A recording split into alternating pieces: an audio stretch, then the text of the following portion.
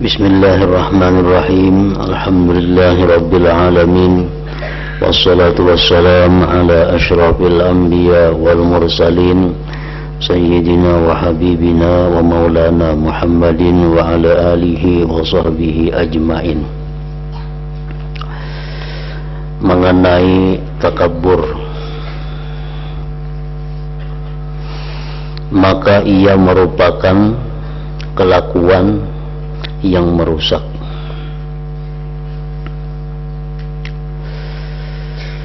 Tidakkah engkau pernah mendengar firman Allah Ta'ala, aba wastakbara wa kana minal kafirin? Artinya iblis membangkang dan takabbur, dan ia termasuk golongan orang kafir.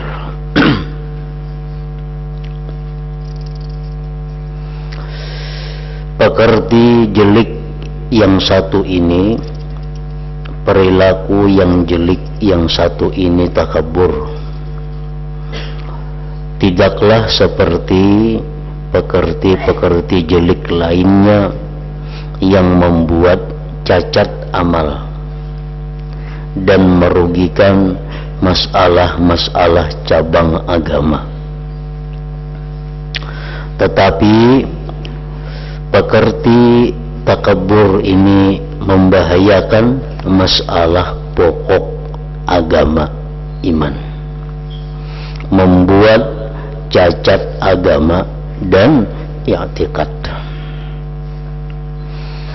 Artinya kalau perilaku buruk yang lain seperti dengki, tamak, itu hanya merusak akan cabang agama. Tetapi kalau takabbur ini merusak pokok agama, membuat cacat i'tikad seseorang.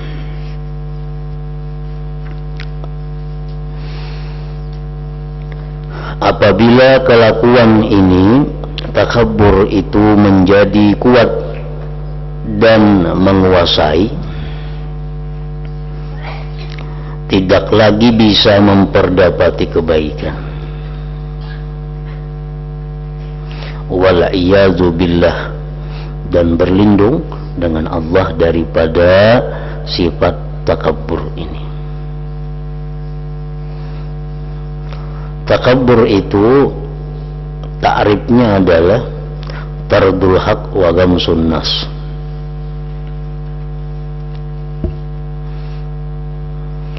Tardul haq wa ghamsun nas. Tardul haq artinya menolak yang benar dan menghinakan manusia. Nah, itu takabbur.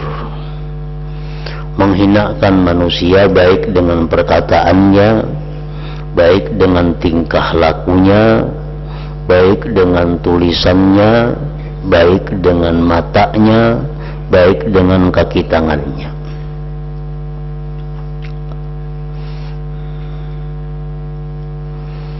Takabbur itu merupakan buah atau hasil dari sifat yang bernama kibir.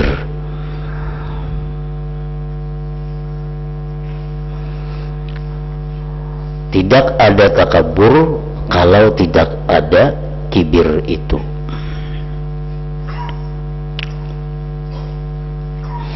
Nah, kibir itu apa?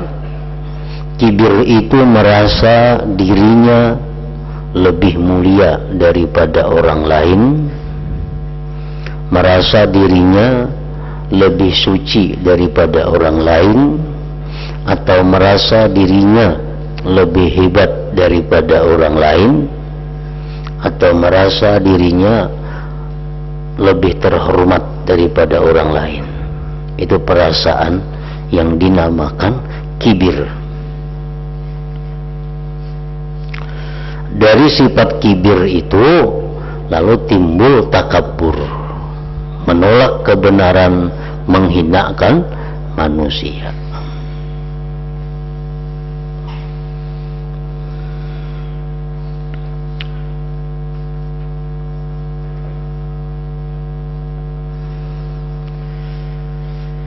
Kenapa kita kada boleh merasa lebih baik, lebih mulia, lebih terhormat daripada orang lain? Karena perkara mulianya kita, terhormatnya kita, itu ditentukan waktu kita sakaratul maut atau akhir hayat kita. Kalau kita akhir hayat atau mati dalam keadaan husnul khatimah, nah di situ kita baru mulia, di situ kita baru terhormat, di situ kita baru lebih baik. Selama kita belum mati dalam keadaan itu, dalam keadaan husnul khatimah, kita kada tahu apakah kita lebih baik daripada orang, lebih terhormat, lebih mulia daripada orang. Nah, oleh karena itu, perasaan lebih baik, lebih mulia, lebih terhormat daripada orang itu tercela.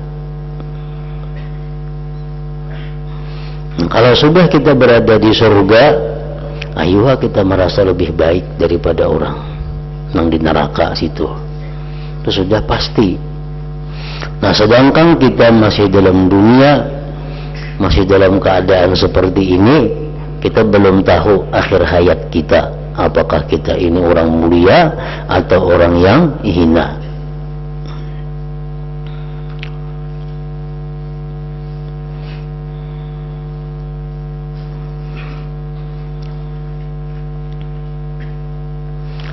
Para ulama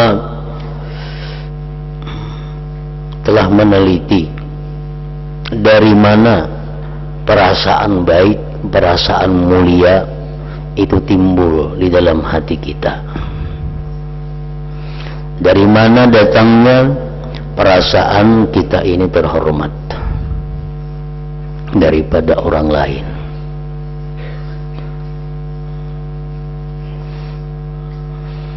Walaupun dari pembantu kita, walaupun dari buruh kita, walaupun dari susuruhan kita, walaupun dari orang gila, kita merasa bahwa kita lebih baik daripada inya, itu ngarannya adalah kibir.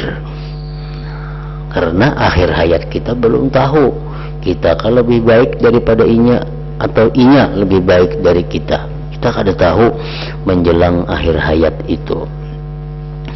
Jadi merasa bahwa kita ini lebih baik dari seseorang, siapapun orang itu, maka itu perasaan disebut kibir, dan itu termasuk dosa yang besar.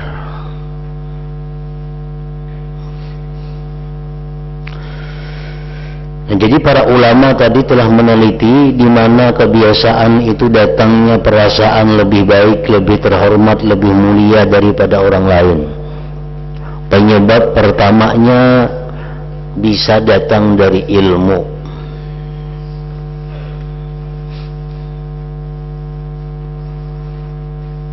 Merasa diri kita berilmu, merasa diri kita punya pendidikan, merasa diri kita punya titel,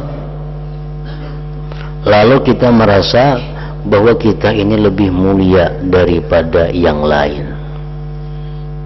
Nah, dari ilmu itu seringkali datang sifat kesombongan, sifat kibir tadi. Karena kita sekolah tinggi, lalu kita menghinakan yang sekolah rendah. Karena kita sarjana, lalu merasa mulia daripada orang yang sekolah hanya tamat SD atau SMP sejenisnya. Nah, jadi yang sangat sering sekali bahwa kesombongan itu datang karena ilmu tadi. Yang kedua, sifat kibir itu datang kepada kita kepada seseorang berasal dari amal.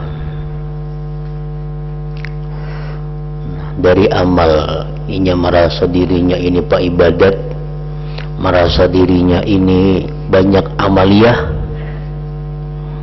merasa dirinya ini banyak wirid, lalu menganggap dirinya itu lebih mulia, lebih terhormat daripada nangkada pak amal.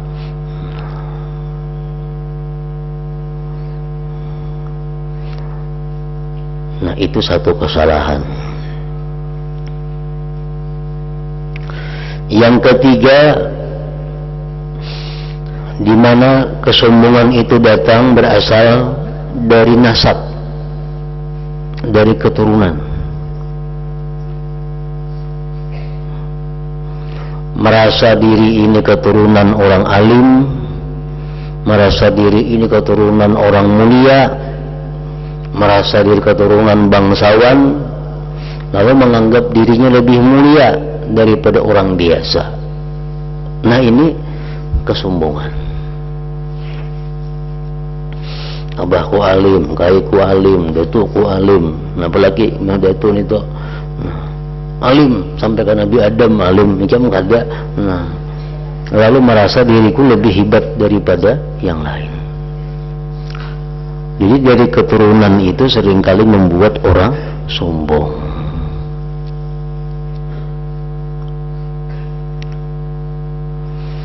Yang ketiga, yang keempat, ghina, kekayaan. Karena dirinya merasa kaya, dirinya merasa punya harta yang berlimpah ruah, lalu merasa dirinya lebih mulia, merasa dirinya lebih afdal, merasa dirinya lebih baik, lebih terhormat.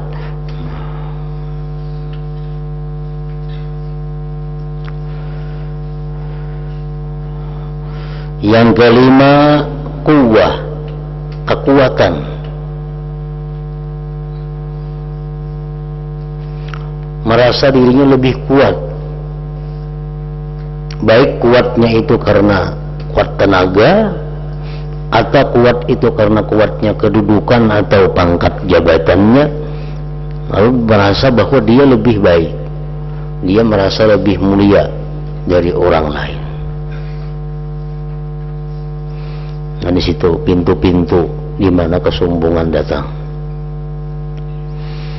Yang keenam, jamal, keelokan, ketampanan, kecantikan, keindahan, kebungasan.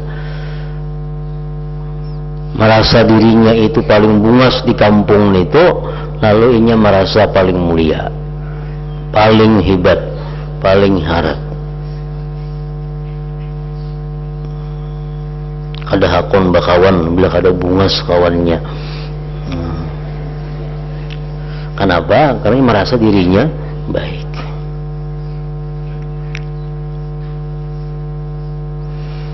Yang ketujuh, kasratul atba', banyak pengikut, banyak mempunyai pasukan.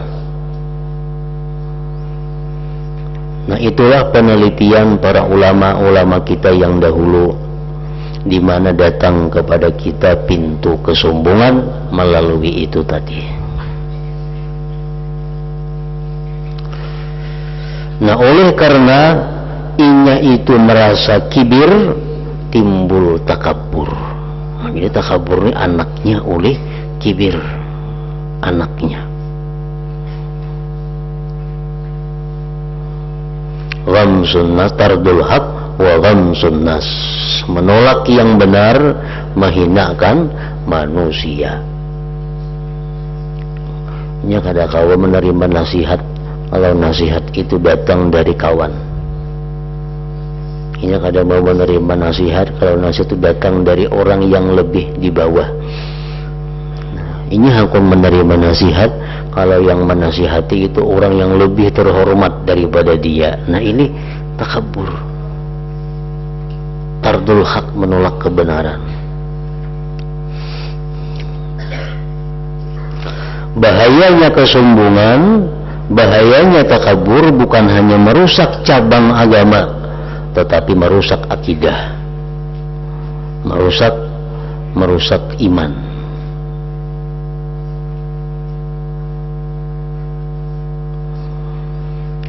Ujar orang gawian ikam itu kada boleh,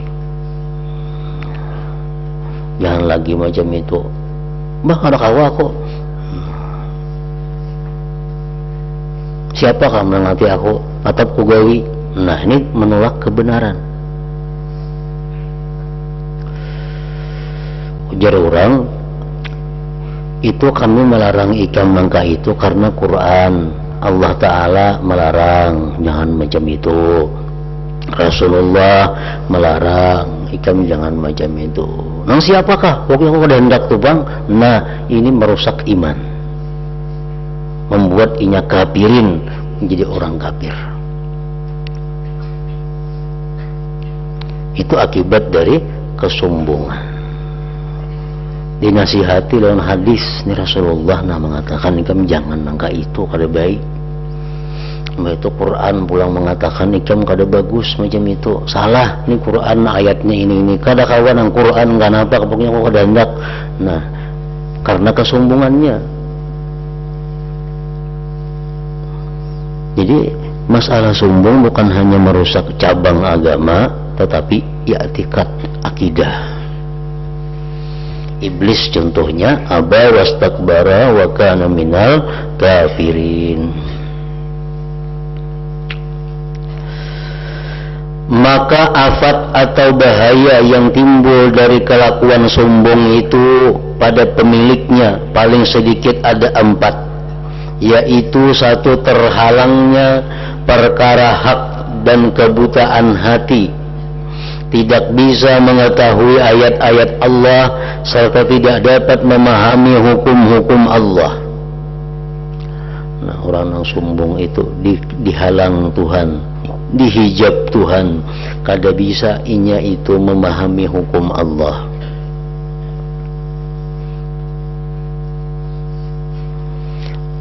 Allah Ta'ala berfirman, sa'asrifu an ayati alladhina yatakabbaruna fil ard bighairil haqq. Artinya aku akan memalingkan, menjauhkan dari ayat-ayatku orang-orang yang takabur di muka bumi tanpa hak.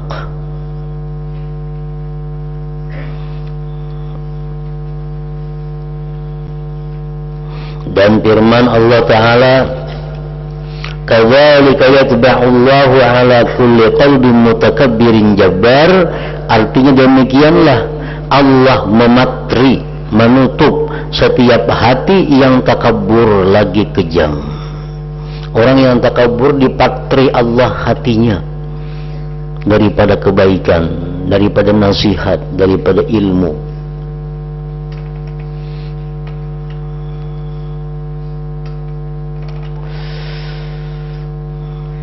Yang kedua,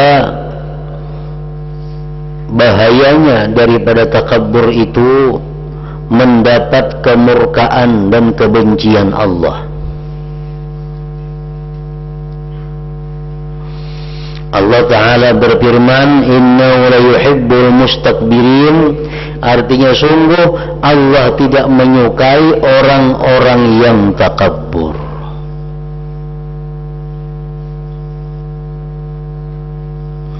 Bila Allah sudah kadang menyukai seseorang, maka amal ibadah apapun yang dilakukan seseorang itu ditolak oleh Allah. Ditolak oleh Allah sebelum dia bertobat, sebelum dia kembali.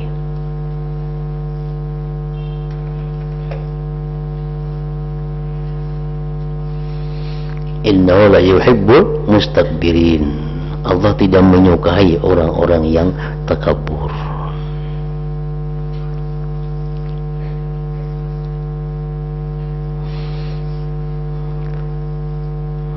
Diriwayatkan bahwa Nabi Musa alaihi salam pernah bertanya, wahai Tuhanku, siapakah makhluk yang paling engkau benci?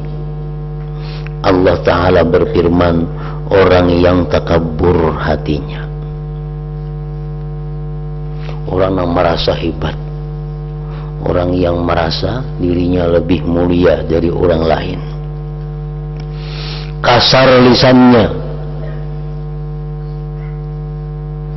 sambatannya kada nang baiknya. Sipit matanya,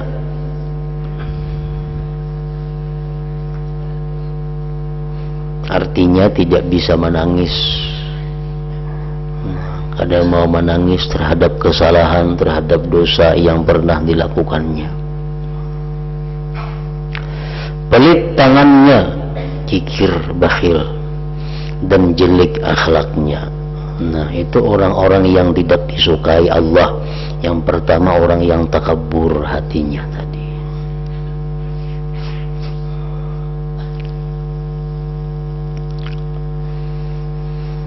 Yang ketiga, bahaya daripada takabur, terhina dan tersiksa di dunia dan akhirat. Hatim rahimahullah berkata, jauhilah kematian dalam keadaan salah satu dari 3 hal ini. Pertama takabur, yang kedua tamak, dan ketiga angkuh. Sebab orang yang takabur itu tidak akan dikeluarkan Allah dari dunia sebelum kehinaannya ditunjukkan kepada keluarga dan pelayannya yang paling hina. Jadi orang-orang yang sombong itu artinya belum inya mati sudah dihinakan orang, sudah dicaci maki oleh orang, beluman lagi inya mati.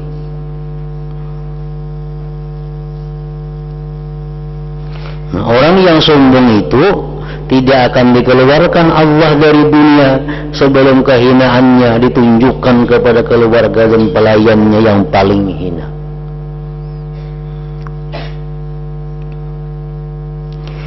Dan orang yang tamak tidak akan dikeluarkan Allah Ta'ala dari dunia sebelum ia berhajat kepada sepotong roti atau seteguk air dan ia tidak bisa menelannya.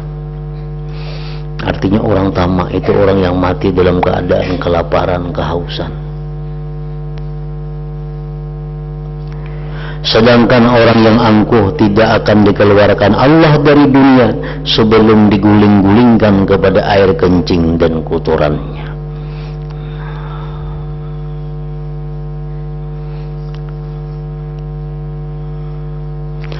Ada yang mengatakan barang siapa takabur tanpa hak, maka ia bakal hina dengan sebenarnya.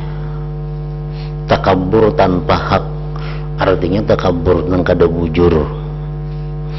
Jadi takabur itu ada juga nang bujur. Takabur itu ada yang disuruh. Apabila kita disuruh takabur, di waktu kita berhadapan dengan orang takabur, di waktu kita berhadapan orang takabur, kita berhadapan orang yang sombong, kita disuruh sombong. Nah, ini takabur yang benar. Tujuannya apa? Untuk melemahkan ketakaburan orang itu, untuk menghancurkan ketakaburan itu. Misalnya ada orang takabur mengisah-ngisahkan tentang kehebatan dirinya, tentang keberanian dirinya. Lalu kita disuruh takabur kepada orang itu supaya orang itu lemah, supaya orang itu kalah. Ini takabur yang benar. Asalkan apa yang kita sampaikan itu kebenaran yang ada pada kita.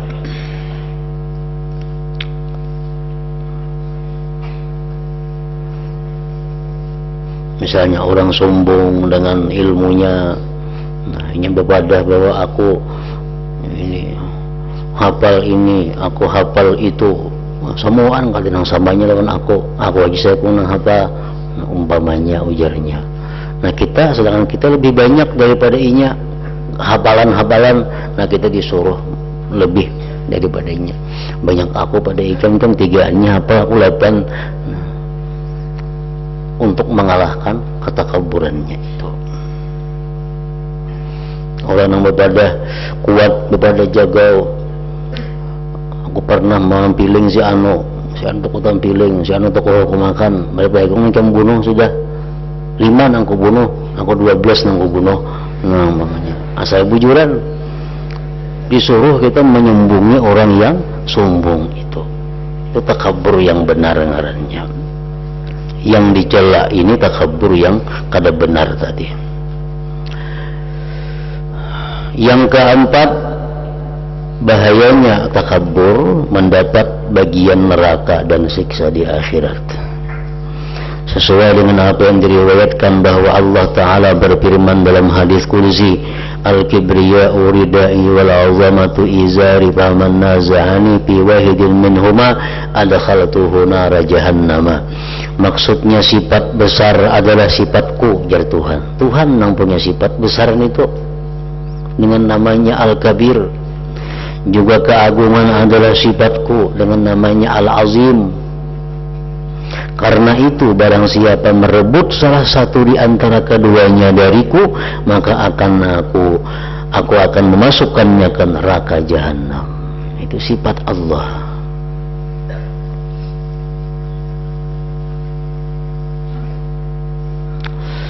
Kelakuan yang dapat meluputkan engkau dari ma'rifatullah dan memahami makna ayat-ayat Allah serta hukum-hukumnya yang merupakan dasar semua urusan agama.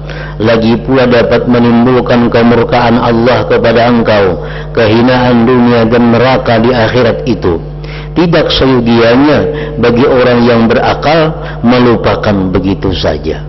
Jadi takabur ini selalu datang kepada hati kita. Bila kita mempunyai ada ilmu, mempunyai ada amalia, atau mempunyai kekayaan, atau mempunyai kekuatan, takabur itu pasti datang kepada kita setiap saat.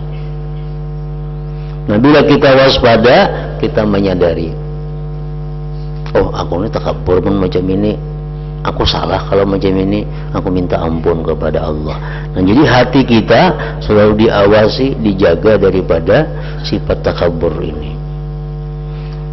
Takabur itu datang kepada kita pertama kali, itu masih dimaafkan oleh Allah. Nah, kalau diteruskan, nah hanyar dicatat sebagai takabur. Umpamanya kita duduk, kita merasa orang berilmu, atau kita merasa orang kaya, atau merasa pejabat yang tinggi, merasa mulia. Tiba-tiba datang menghampiri kita orang yang hina, orang miskin, orang hina, datang duduk menatai kita. Nah, kadang-kadang syaitan datang kepada kita membisiki, wah ini kok ada cucuk kawan ikam duduk di situ, ikam orang besar, ikam orang mulia, sampai ikam aku duduk bertatai lawan orang hinaan itu.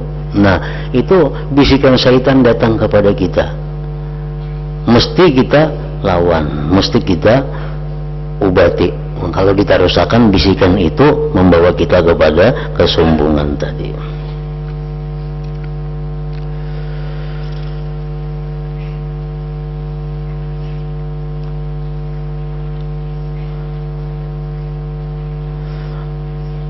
Kelakuan yang dapat meluputkan engkau dari ma'rifatullah dan memahami makna ayat-ayat Allah serta hukum-hukumnya yang merupakan dasar semua urusan agama, lagi pula dapat menimbulkan kemurkaan Allah kepada engkau, kehinaan dunia dan neraka di akhirat itu. Tidak seyogianya bagi orang yang berakal melupakan begitu saja, sehingga tidak mau memperbaiki diri dengan menghilangkan kelakuan tersebut, dengan takut menjaga diri dan memohon perlindungan kepada Allah dari kelakuan itu. Takabur mesti kita buang dengan cara melawan kehendak diri. Orang takabur itu banyak tanda-tandanya. Antara lain tanda orang takabur kada mau bakawan lawan orang yang di bawahinya. Itu tandanya orang takabur. Nah, kada mau bakawan orang di bawahinya, paling kada kawan itu seangkatan sederajat inya. Yang kedua, tanda orang takabur kada kawa disamai orang. Ini kalau mau samai orang, sandalnya kah, tapihnya kah, bajunya kah, kakambannya kah, kopiahnya kah, napa ada mau sama orang. Bila orang adanya main nukar beriakannya punya. Yang dihendak sama, harus ini pembelainnya pada orang. Karena merasa dirinya lebih mulia bang, lebih hebat bang. Ya orang lain menyamai, kada hebat lagi ngarannya. Ini mengapa hajinya mesti lain pada orang. Mesti kada baik ya, asal lain pada orang. Nah itu tanda-tandanya.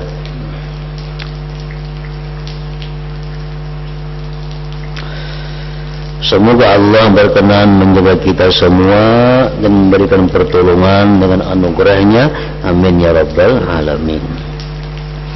Inilah sebagian apa yang ada dalam pikiranku mengenai 4 afat, 4 penyakit yang merusak, mengganggu ibadah kita. 1. Melanturnya angan-angan. 2. Tergesak-gesak. 3. Dengki. 4. Takabur.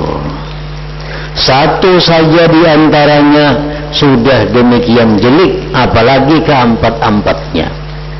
Sebutin saja ada kita antara 4 itu sudah hancur berantakan ibadah kita. Apalagi dengkinya ada, sombongnya ada, maginnya.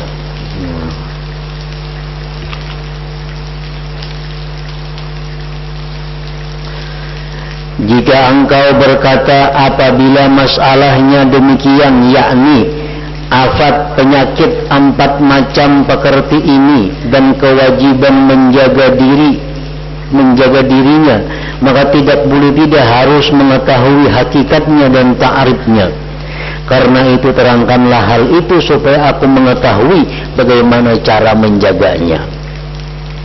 Nangaran panjang angan-angan itu kayak apa cara menjaga diri daripadanya. Nangaran tergesak-gesak itu kayak apa, bagaimana cara menjaga diri daripadanya. Nangaran dengki kayak apa caranya, maksud dengki kayak apa cara menjaga diri daripadanya. Nah ketahuilah bahwa masing-masing dari 4 pekerti itu, ujar Imam Ghazali, telah kuterangkan panjang lebar dalam kitab Ihya Ulumuddin. Di situ selengkapnya ada. Nangaran takabur itu kayak apa cara mengobatinya, kayak apa cara menghilangkannya. Nangaran dengki itu kayak ini cara mengobatinya. Dan kitab Asrar Muamalatiddin, dan kitab ini Minhajul Abidin ini aku hanya menyebutkan masalah yang tidak boleh tidak harus diketahui dan sama sekali tidak boleh ditinggalkan. Baiklah aku mulai menuturkannya satu persatu. Mengenai angan-angan, apa yang dimaksud dengan panjang angan-angan? Sebagian besar ulama kita mengatakan melanturnya angan-angan ialah menginginkan hidup untuk waktu yang panjang dengan memastikan.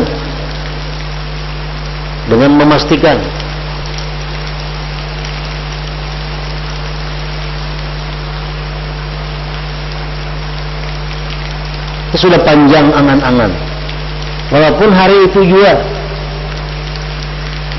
akayana kamarian kubayari, kena kamarian kudatangi, kena isok.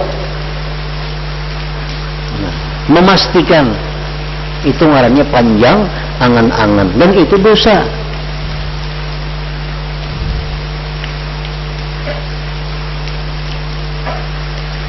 Sedangkan pendeknya angan-angan yaitu tidak memastikan dalam berangan-angan itu. Misalnya mengkaitkannya dengan istisna insyaallah, dengan kehendak dan ilmu Allah dalam menuturkannya, atau dengan syarat baik dalam menginginkannya. Apabila kita kawat isuk insyaallah, nah itu selamat dari panjang angan-angan. Ada istisnanya. Jadi insyaallah itu yang menghalangi, yang menyelamatkan dari dosa. Masalah di lisan atau dalam hati terserah aja mandaknya. karena esok beres saja. Tapi dalam hati kita insya Allah selamat aja sudah. Maka diucapkan di muntung insya Allah ya sama aja juga.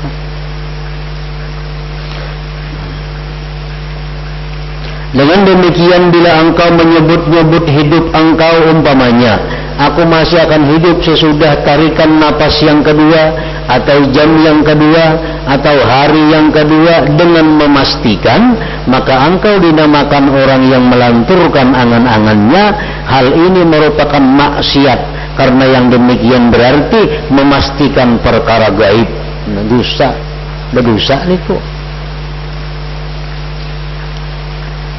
Contohnya gara-gara nih esok beres. Nah, pasti. Sedangkan memastikan perkara yang kita kada tahu hukumnya adalah haram. Esok tuh gaib lagi, tahulah kita tidak memastikan berdosa. Nah, jadi itu ngarannya panjang angan-angan.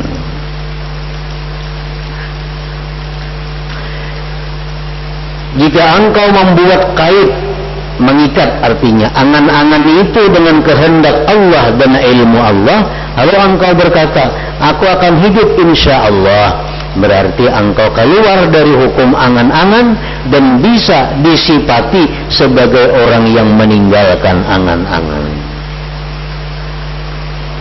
Kaina tahun akan datang kutentuakan insya Allah, nah selamat walaupun setahun lagi tapi berbuat insya Allah, selamat daripada panjang angan-angan.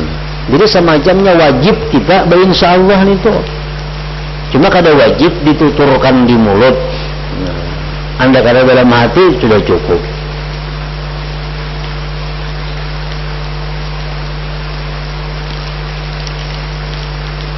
Orang-orang yang kada beriman atau kekanakannya kada akan berinsyaAllah, kadakannya kada pasti. Bila berpasti hanya pada akannya bujur.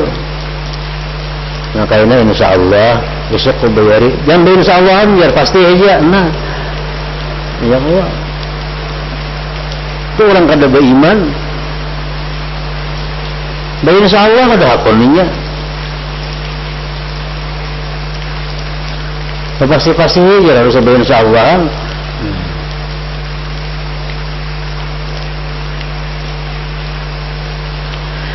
Begitu pula jika engkau menginginkan hidup hingga waktu kedua secara memastikan, maka engkau disebut orang yang panjang angan-angan. Tetapi kalau engkau membuat kait terhadap keinginan engkau itu dengan syarat baik, maka engkau keluar dari hukum angan-angan dan disebut orang yang pindik angan-angannya, karena engkau tidak memastikan dalam keinginan engkau. Karena itu tinggalkanlah memastikan dalam menyebut kekekalan dan menginginkannya. Kalau sepanjang angan-angan lagi, aku ini hendak dan hidup 10 tahun lagi berumur. Nah itu panjang angan-angan ngarannya. Dalam hati kah, di mulut kah, aku hendak dan hidup lagi 1000 tahun umpamanya. Nah itu panjang angan-angan. Atau aku hendak dan lagi hidup setahun lagi. Nah itu panjang angan-angan. Supaya selamat kayak apa? Dikait dengan jika baik.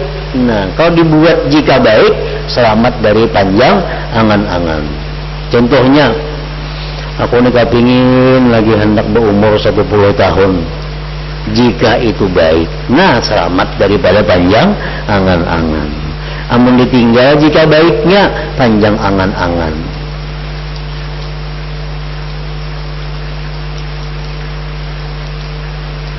Jadi ada dua yang menyelamatkan kita dari panjang angan-angan. Satu, insya Allah. Yang kedua, syarat jika baik. Dalam hati, kepingin ya aku lagi hidup 10 tahun. Amun baik, nah amun baik, ayo buati amun baiknya itu.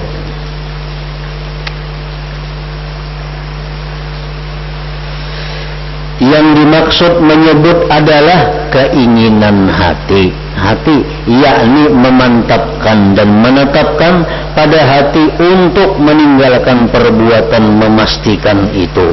Pahamilah keterangan ini, mudah-mudahan mendapatkan petunjuk insya Allah.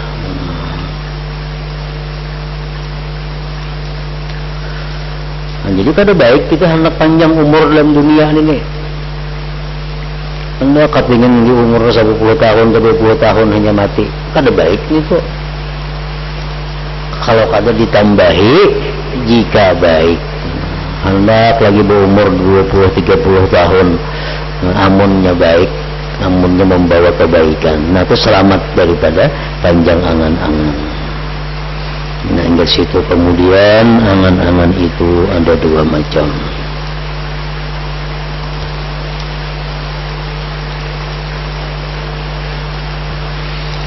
Hadratin Nabi sallallahu alaihi wasallam al-Fatihah.